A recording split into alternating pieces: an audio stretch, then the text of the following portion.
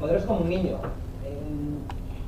Realmente es mi primer libro y es un proyecto que nace por dos vías. Primero, la vía natural. Yo soy padre de 2 hijos. Ahora mismo tienen 8 y 6 años. Y bueno, pues según iban creciendo yo les iba viendo e iba aprendiendo cosas de ellos. Iba viendo que tenían algo que cuando yo trabajaba con los adultos en la empresa, muchos de estos adultos no lo tenían.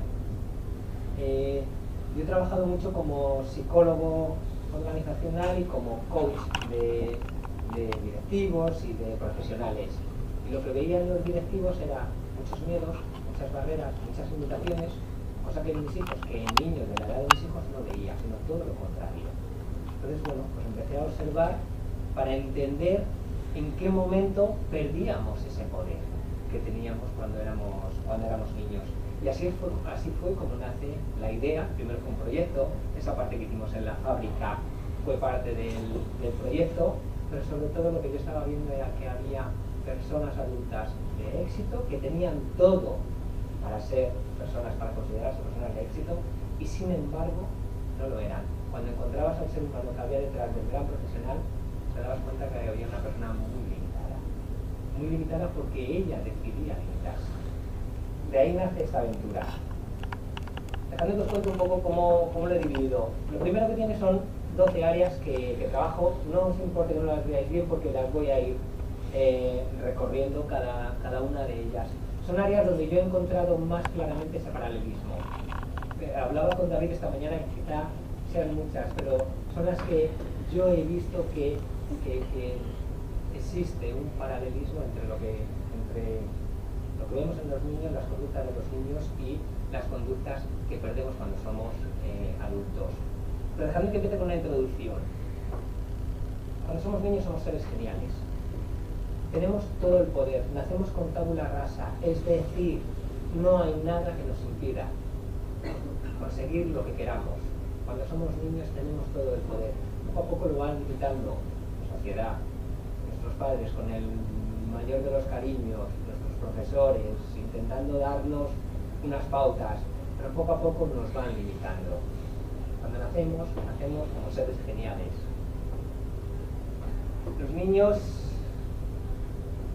Para los niños la rutina no existe.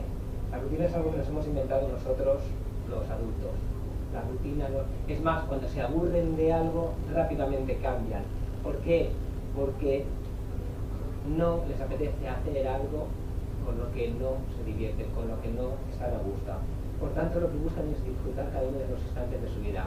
Una de las cosas que yo no veía en estos adultos con los que trabajaba, la palabra disfrutar, la palabra divertirse haciendo un trabajo. Por tanto, para mí era una de las claves y diferencias importantes. Y aquí es donde llegamos al punto que para mí es la diferencia. Las máscaras que nos ponemos, el libro está muy orientado al entorno empresarial. Por tanto, lo que hacemos en el entorno empresarial es ponernos máscaras. Es mostrar una forma de ser que probablemente no sea la nuestra verdadera. Por miedos, por barreras, por vulnerabilidades, porque no vean mis debilidades, por ponerme una coraza para que los otros no vean aquello que yo no quiero que vean, que al final, cuando lo mostramos, es exactamente lo mismo que tiene el otro. Es exactamente lo mismo. Tenemos las mismas vulnerabilidades, las mismas debilidades, probablemente los mismos puntos fuertes. Pero tratamos de ocultarnos detrás de una serie de máscaras que muchas veces nos impiden reconocernos, cosa que a los niños no les ocurre. Cuando yo empecé a trabajar aquí, la idea que busco, el objetivo que busco es que volvamos a mirarlo desde otro lado, que cambiemos el observador. No se trata de quitar nada, no se trata de inventar nada, se trata de volver a despertar. Igual que un deportista cuando de pequeño practicó un deporte y estuvo muchos años sin volver a practicarlo, y de adulto vuelve de nuevo a ejercitarse en ese deporte, lo que ocurre con el músculo es que el músculo tiene memoria y el músculo recuerda aquello que aprendió de niño. Pues mi objetivo con este libro es que tomemos conciencia de que podemos volver a despertar algo que en su momento ya tuvimos. ¿Y cómo? reseteándonos. Igual que cuando un ordenador se cuelga, lo primero que hacemos es darle a la tecla reset, nosotros podemos resetearnos. Es decir, desde un punto de vista biológico, volver a conectar una serie de circuitos neuronales que ya estuvieron conectados en su momento cuando éramos niños. Es simplemente volver a conectar algo que ya estuvo conectado. No es trabajo fácil, estoy de acuerdo, pero es un trabajo posible porque ya ocurrió. ¿Alguno de vosotros no ha sido niño? Todos hemos sido niños. Por tanto, el circuito neuronal está en cada uno de nosotros.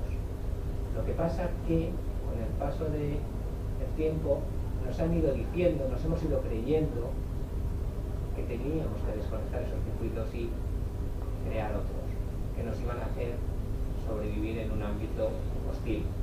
Una de las cosas que hablaba David es que en las compañías del futuro ese ámbito hostil que en estos momentos es el ámbito organizacional ya no lo será.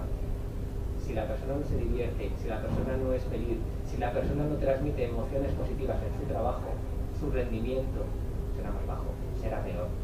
Por tanto, lo que hay que fomentar es que las emociones que nazcan en el mundo laboral sean emociones positivas y no las que hay ahora. La mayoría son negativas. Hay mucho miedo, hay muchas barreras y sobre todo hay mucho quedarme en la zona donde me siento confortable, donde no arriesgo. Pero eso lo vamos a ver ahora. Cuando yo decidí estas 12 áreas, lo que decidí fue agruparlas. Para mí hay como 5 bloques, aunque realmente son 4. Son 5 bloques. El primero es como yo le llamo los básicos: compromiso y pasión. Si no tienes compromiso y pasión, no te levantes para ir a trabajar. Y la pena es que hay muchísimas personas que se levantan para ir a un trabajo con el que no están comprometidos y con el que, por supuesto, no sienten ninguna pasión. Por lo tanto, y además, dicho en palabras de muchos de ellos, se sienten desgraciados. Ahora es al revés, incluso se sienten agraciados porque tienen trabajo, pero no tienen compromiso y no tienen pasión. Los que están, o el coste sobre todo, es para ellos. Sin embargo, cuando vemos a los niños, el niño se compromete con cada una de las cosas que hace, y si no está comprometido, lo que hace es que no la hace. No la hace. El compromiso lo tenemos de serie, viene siempre con nosotros. Si ya hablamos de pasión, ¿conocer a un niño que no tenga pasión? Si no la tienes, porque de alguna manera le ha sido quitada. Pero cualquiera de las cosas en las que ponen en marcha a los niños, le van a poner pasión, ponen toda la carne en el asador. Cuando un profesional trabaja con pasión, saca la mejor versión de sí mismo. ¿Qué necesitamos desde el punto de vista de las empresas? Necesitamos que las empresas generen contexto, y David hablaba de ello, generen contextos que permitan que la persona se pueda comprometer y pueda trabajar con pasión. Y ese contexto es un contexto facilitador de emociones positivas. De emociones que lo que van a hacer es que rindan más. Cuando yo estoy feliz, rindo más. Cuando estoy infeliz, cuando estoy triste, cuando no tengo ganas de ir a trabajar, mi rendimiento va a bajar. Y si hablábamos de que al final lo que nos movía era ganar dinero, el dinero y el rendimiento están absolutamente asociados. Por lo tanto, estos son los básicos. Sin compromiso y pasión, la compañía tiene que hacer algo. Si tiene personas que no tienen ninguna de estas dos, la compañía tiene que hacer algo diferente para conseguirlo. A partir de ahí, trabajé en el segundo bloque.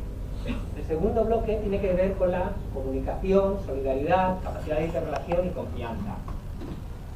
Para mí, este bloque es el que me conecta con los demás. Gracias a este bloque, yo consigo el éxito a través de trabajar en equipo, comunicarme con los demás, ser solidario, mantener un entorno de confianza y, por supuesto, hacer algo que ahora es una palabra que es clave en nuestro mundo, que es el networking, es decir, trabajar nuestra red. La comunicación. ¿Alguien no entiende a un bebé? ¿Alguien no sabe lo que le está comunicando un bebé? Cuando estamos con él, ¿sabemos cuándo está feliz? ¿Sabemos cuándo está triste? ¿Sabemos cuáles son las causas? Nos lo deja claro desde el principio. Estamos programados desde el nacimiento para comunicarnos. ¿Sabéis cuál es la distancia a la que ve un bebé recién nacido? Unos 15 centímetros. que es más o menos la distancia entre sus ojos y los ojos de la madre cuando el niño se está alimentando, cuando le están dando el pecho. No necesita más. Necesita crear ese vínculo emocional del que hablabas ahora antes, pero no necesita crearlo con palabras, necesita crearlo simplemente con la vista. La comunicación no es una comunicación verbal. La comunicación, el 93% de cómo nos comunicamos no es verbal, es emocional y es sobre todo corporal. Si yo estoy triste, lo vais a notar rápidamente. Si yo os digo ahora, estoy muy feliz de estar aquí con todos vosotros, ¿me vais a creer? Probablemente no. Las palabras son las que queréis oír. Sin embargo, mi comunicación no verbal os está diciendo el mensaje verdadero. Y el mensaje verdadero es que no estoy feliz. Por lo tanto, los niños no necesitan comunicarse con el lenguaje cuando hablamos de comunicación hasta los 2 años. Entendemos perfectamente a nuestros hijos lo que quieren transmitirnos. Perfectamente. Entonces, en el ámbito profesional nos hemos creído que toda la comunicación es verbal, es racional. Y aquí tenemos unos cuantos ingenieros. Y estamos trabajando y muy bien en toda esa parte de comunicación no racional, de comunicación emocional, que es la verdadera, que es la que llega de verdad y en la que los niños son auténticos maestros. Confianza, que está de aquí arriba. La confianza para mí tiene 2 vertientes. Una, sentir tú la confianza. 2, dar tú la confianza. En el niño se ven ambas. El niño siente la confianza, se siente confiado para hacer casi todo. Son los padres los que tienen que dar el ámbito de confianza para que el niño siga creciendo y siga explotando todo el poder que tiene. Pero en el mundo de la empresa, tan importante es tener confianza en ti mismo, creer en ti, como que tú, como líder de un equipo o como compañero de un equipo, des confianza a otros para que saquen lo mejor de ellos mismos. Por tanto, la confianza es clave para conectar con los demás, clave para conseguir el éxito a través de los demás. En este grupo se encuentra la solidaridad. Es una en la que dudé mucho de meterla, un área que dudé mucho de meterla o no, porque en el ámbito profesional, cuando hablamos de solidaridad, rápidamente nos vamos al concepto ONG. Y no, la solidaridad es clave. No hay un equipo que funcione bien si no tiene miembros solidarios. Cuando hablamos de solidaridad hablamos de que todos nos ayudamos. ¿Para qué? Para conseguir el objetivo. El que sea, el objetivo del equipo. Los niños son absolutamente solidarios. Hay estudios en los que se ha demostrado cómo niños de año y medio, cuando ven a una persona, en este estudio además del que me estoy acordando, que tiene dificultades para meter unos libros en un armario, va corriendo a ayudarle a abrirle la puerta del armario. Somos solidarios desde el principio. Necesitamos ayudar a otros para sentirnos bien. ¿Cómo nos sentimos cuando ayudamos a otra persona? ¿Alguien se siente mal cuando hace algo bueno por otra persona? Y si encima hay un vínculo emocional, hay un afecto, un cariño, todavía más. La solidaridad es algo que llevamos inherente. Sin embargo, en el mundo organizacional es muy difícil. Se ven luchas internas, luchas de departamentos, los objetivos, los míos, dentro del mismo equipo, dentro de la misma compañía. Solidaridad. Y por último, capacidad de interrelación. Si vemos a 3 niños que llegan a un parque, cada uno con sus padres y cada uno por un lado, cuando están los 3 niños juntos, ¿qué va a pasar entre ellos? ¿Qué va a pasar? Que se pondrán a jugar juntos. Probablemente no se hayan visto nunca antes, pero se pondrán a jugar juntos. Cuando llegan 3 adultos a un evento del tipo que sea, cada uno por un lado, ¿qué pasa? Ni pío, nos miramos todos así, como diciendo, y si ya llega alguien y te dice, hola, soy tal, le mira, uy, el friki. Y bueno, si ya te da una tarjeta, ya dices, bueno, ¿y este quién es? Bien, pues en Estados Unidos funciona así. Cuando en Estados Unidos hacen eventos de networking, para ellos, eventos de interrelación con otras personas, son eventos para conocer gente. Por lo tanto, cuando yo voy allí, ¿qué mínimo de tarjetas voy a entregar? 20, 25, se ponen un objetivo y las entregan. Y de ahí, claro, salen negocios. Aquí nos cuesta mucho más, probablemente sea cultural, pero no, porque cuando somos niños no ocurre. Cuando somos niños la capacidad de interrelación es real. Recordad las máscaras. Las máscaras tienen que ver con nuestro modelo mental. Y el modelo mental tiene que ver con la educación, con la sociedad, con el barrio, con el país, con la ciudad. Vamos a ir construyendo algo que nos hace, en algunos casos limitarnos y en otros muchos, por suerte, darnos un gran poder. Pero cuando somos niños todo eso no está. No está. Por tanto, si todos hemos sido niños, todos podemos volver ahí. Resetearnos. Esa es la idea. Volver a conectar circuitos neuronales que tenemos dormidos, pero que no han desaparecido. Para mí esta es la clave del éxito, lo que me conecta con los demás. El tercer bloque son lo que yo llamo las barreras, los bloqueos, aquello que me frena. Y tiene dos áreas, el lenguaje víctima y el miedo a asumir riesgos. El lenguaje víctima son esas personas que cada vez que hablan contigo se están quejando. Siempre les pasa algo. Es que el gobierno, lo que toca, es que el jefe, que ese siempre toca, es que van a empezar siempre con eso. Es que no me quieren, es que no me trata bien, es que. El lenguaje víctima está basado en la queja. Está basado en que todo me pasa a mí.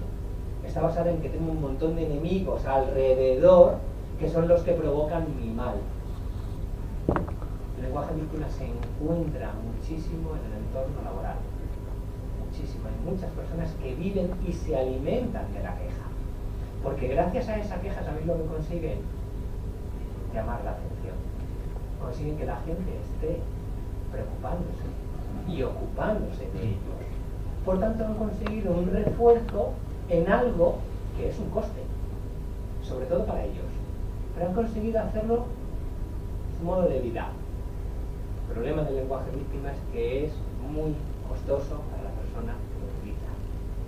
Los niños no tienen ese lenguaje víctima. Los niños no dicen no puedo. Los niños prueban. Y si ven que no pueden, entonces dicen no puedo. Pero antes de haber probado, no dicen no puedo. A no ser que nosotros les hayamos metido ciertos miedos, que también los padres muchas veces en las cuentas lo hacemos. Pero si eso no ha ocurrido, los niños van a probar. A tal punto que a veces hay que pararles porque prueban demasiado. Pero no tienen ese lenguaje de no puedo. En nuestro entorno organizacional, por ser un entorno hostil, hemos creado pues un cultivo para que cierto tipo de lenguaje que está basado en pensamientos negativos y en pensamientos de incapacidad, pues hagan que tengamos un lenguaje que nos impide llegar. Por eso estos dos son, desde el punto de vista de las barreras, los bloqueos que se dan sobre todo en las organizaciones. El segundo es el miedo a asumir riesgos. El miedo a asumir riesgos tiene que ver con yo no me voy a salir de mi línea. Si yo sé hacer esto y esto lo hago muy bien, no voy a probar nada nuevo. Porque si pruebo algo nuevo y sale mal, es un error. Y entonces si cometo un error y asumiendo un riesgo que no tocaba, me pueden mirar mal. Esta crisis no ha ayudado nada. Esta crisis ha hecho que la mayoría de las personas que siguen en el mundo laboral, quitando los 5,5 millones que por desgracia han perdido su puesto de trabajo, las personas que siguen teniéndolo no asuman riesgos. Y claro, si tú no asumes riesgos, no creas, no innovas, no haces cosas diferentes.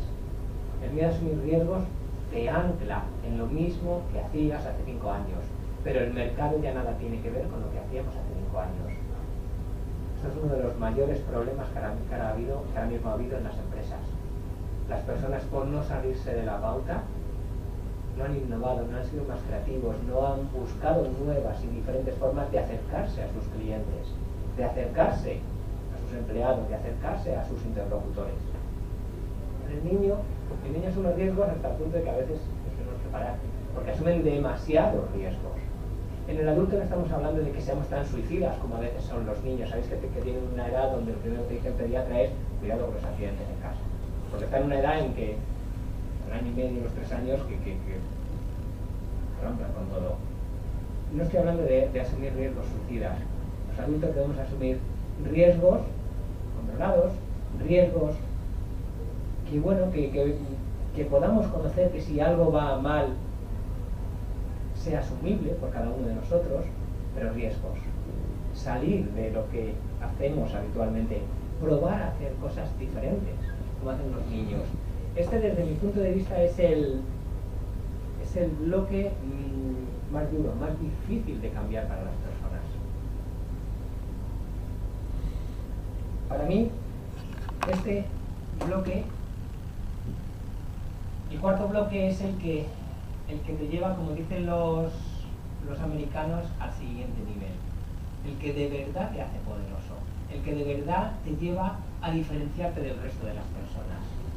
Para mí este bloque, que incluye la gestión del error, la creatividad e innovación y la agilidad para aprender, es en el que deberíamos de trabajar todos si queremos llegar al siguiente nivel, y aquí no estoy hablando de promocionar, de ser un mejor empresario, estoy hablando de ser mejor profesional de lo que ya era, independientemente de que eso lleve asociado mejor puesto o mejor sueldo, que casi siempre va a ir asociado. Casi siempre va a ir asociado. Y si no te lo reconocen, pues siempre estará la posibilidad de crear tu propia empresa. Esto es lo que nos va a llevar al siguiente nivel. Aquí estamos hablando de la gestión del error. La gestión del error, el error es algo normal. Que levante la mano quien no haya cometido un error en su vida. Quien no haya cometido un error en el trabajo en su vida. Todos hemos cometido errores. El error es inherente al ser humano. Sin embargo, no gestionamos bien los errores. Cuando alguien se equivoca y comete un error, lo señalamos. Cuando alguien comete un error, ¿cómo se siente? Muchas veces, es una de las cosas que más trabajamos, se siente fracasado. Y acaba teniendo el miedo al fracaso. No, no es verdad. El error es un hecho. Yo puedo cometer un error, yo puedo equivocarme para hacer mi trabajo. El fracaso es algo psicológico. El fracaso es lo que yo estoy haciendo con ese error. El fracaso tiene que ver con todo aquello que yo me digo que tiene que ver con el hecho. Y el hecho es algo objetivo. Me he equivocado. Por lo tanto, como me he equivocado, aprendo y la próxima vez no cometo ese error. Cometeré otro, pero no cometo ese error. Cuando yo empiezo a hacer un bucle con pensamientos de es que no valgo, es que fíjate, se habrán dado cuenta, lo he vuelto a hacer mal, bla, bla, bla, al final lo que se convierte es un fracaso. Y el fracaso es la parte psicológica, la parte emocional y negativa que yo le estoy metiendo a un hecho que es nada más que eso, un hecho, he cometido un error. Bueno, ¿cuál es el aprendizaje? Los niños cometen errores a todas horas y aprenden. Los niños se dan un golpe contra una pared y se darán otros 10 golpes, pero contra la misma pared probablemente no. Aprendemos a través de los errores. Hemos crecido, nos hemos hecho adultos gracias a equivocarnos. El problema, de hecho, viene cuando hay niños sobreprotegidos que no les han permitido errar y que un día salen de mamá gallina o de papá gallo y les encuentran con el mundo y no están preparados, porque nunca se han equivocado. Y esta vida es, eso es, una cadena de errores que iremos cometiendo. El tema no es el error, el tema es qué hacemos con el error. ¿Hay detrás un aprendizaje? Porque si hay detrás un aprendizaje, crecemos. Si después del error no hay aprendizaje, lo que vamos a hacer es cometer el mismo error varias veces. Y aquí ya estamos hablando de otra cosa, y lo que estamos hablando es de actitud. No tengo una actitud hacia el aprendizaje. Si cometo el mismo error todas las veces es porque no tengo una actitud hacia el aprendizaje. Porque errar es aprender. Creatividad e innovación.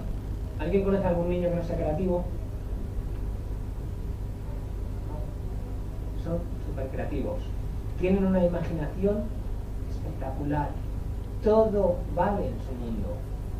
Todo vale en su mundo. En el mundo de la organización, en el mundo de la empresa, cuando utilizamos la creatividad, también todo vale. Todo vale. Post-it, ¿sabéis los post-it? Se crean porque son un error. Se quería hacer un pegamento que pegara bien, salió esto y al final, fijaos en lo que quedó. Viene de un error de los ingenieros de 3M, que es la empresa que los comercializa. Cuando somos creativos, somos capaces de ir más allá. Somos capaces de salirnos de lo habitual. Los niños trabajan desde el hemisferio derecho. El hemisferio derecho es el de la creatividad, es el de las emociones. Es el que les permite trabajar en paralelo, es decir, no es 1, 2, 3. Puede ser 1, puede ser 1000, puede ser 3000, puede ser 200. trabaja en paralelo, por lo tanto cualquier cosa es posible. En nuestra imaginación cualquier cosa es posible. ¿Tenemos la capacidad de imaginar los adultos? Todavía nos queda un poquito, ¿verdad? Quiero pensar que sí. Fijaos, se ha descubierto que en ancianos de 90 años se siguen creando circuitos neuronales. Es decir, si en personas con 90 años todavía nacen, se crean, se conectan circuitos neuronales, tenemos toda la capacidad que queramos tener. La pregunta es, ¿queremos usarla? ¿Nos atrevemos a usarla? Y esa es una parte de creatividad.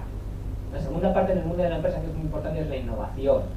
Una cosa es que yo cree la idea, pero que esa idea acabe en el mercado y el consumidor la compre, esa es la parte difícil. Quizá la parte de innovación es más difícil de verla, y ahí yo estoy de acuerdo, es más difícil de verla en los niños. Aunque ellos, uno empieza con un juego tal y el otro va construyendo y acaban montando una película entre 2 o 3 de un juego que empezó con 2 chapas y 2 pinzas de la ropa.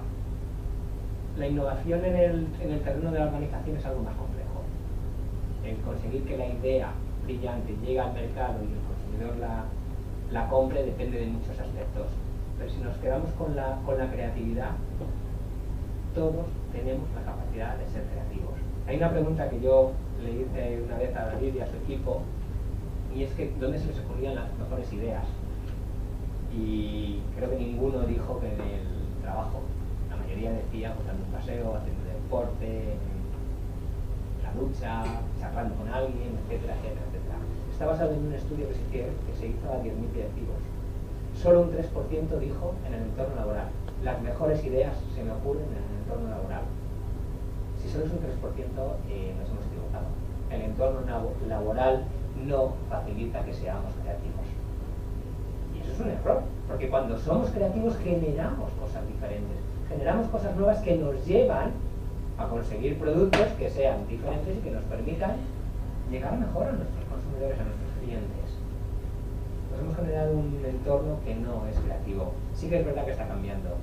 Y todos conocemos empresas como Facebook, Google, Red Bull, alguna otra, cada vez más está generando un entorno donde la gente se divierte, donde la gente utiliza el hemisferio derecho, que es el creativo. Los niños no necesitan entorno, en cualquier entorno son creativos. Y la última que nos lleva al siguiente nivel es la agilidad para aprender. Para mí, yo esto le llamo la metacompetencia. Esto es, si mañana un joven va a buscar trabajo, lo que yo le pediría es que tuviera esta competencia, esta habilidad, la agilidad para aprender. La agilidad para aprender cualquier cosa en cualquier situación. La agilidad para ser capaz de adaptarse a cualquier circunstancia, a cualquier situación, en cualquier momento, incluso a cualquier persona. La agilidad para aprender ya no vale que aprendamos mucho en la carrera, que aprendamos mucho en la escuela, en el trabajo, ya no vale. Ya no es como antes, que yo era el ingeniero, el que sabía, ya no vale. Todo cambia tan rápido que lo que tengo que ser es muy ágil para aprender. Lo que tengo que ser es tener la capacidad no de adaptarme al cambio, sino de vivir en el cambio. El cambio es una realidad. El cambio ya está con nosotros. Por lo tanto, si yo soy capaz de vivir en el cambio, lo que voy a hacer es triunfar, lo que voy a hacer es tener éxito. ¿Por qué? Porque cualquier cambio que venga lo voy a asumir de los primeros. No voy a empezar a, bueno, ya verás, esto no funciona, como se hacía antes se hacía mejor, ya estáis otra vez los jóvenes cambiando. Sí, los jóvenes están cambiando. Y nosotros, ya no somos tan jóvenes, lo que tenemos que hacer es adaptarnos a ese cambio. ¿Para qué? Para tener la agilidad para vivir en el cambio. Y la agilidad no tiene que ver con hacer deporte o con estar bien físicamente. La agilidad tiene que ver con la actitud.